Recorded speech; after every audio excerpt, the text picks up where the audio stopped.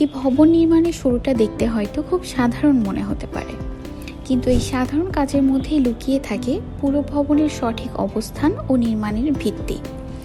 আজ থেকে শুরু হচ্ছে এই ভবনের নির্মাণ কাজ, আর নির্মাণের প্রথম গুরুত্বপূর্ণ ধাপ লেআউট। কিন্তু প্রশ্ন হলো, লেআউট আসলে কি? লেআউট হলো অনুমোদিত নকশা অনুযায়ী জমির ওপর ভবনের প্রতিটি অংশের সঠিক অবস্থান নির্ধারণ করা। অর্থাৎ ভবনের কলাম কোথায় হবে, দেয়াল কোথায় হবে, সেটব্যাক কতটুকু থাকবে, এসবের প্রাথমিক অবস্থান নির্ভুলভাবে মাটিতে চিহ্নিত করা হয় এই ধাপেই। মনে রাখতে হবে, লেআউটের সামান্য ভুলও পরবর্তীতে বড় সমস্যার কারণ হতে পারে। একটি কলামের অবস্থান কয়েক ইঞ্চি এদিক সেদিক হয়ে গেলেও সেটি পরবর্তী নির্মাণ কাজে প্রভাব ফেলতে পারে। তাই শুধু নকশা থাকলেই হবে না, নকশাকে সঠিকভাবে বাস্তব জমিতে স্থানান্তর করাটাও অত্যন্ত গুরুত্বপূর্ণ।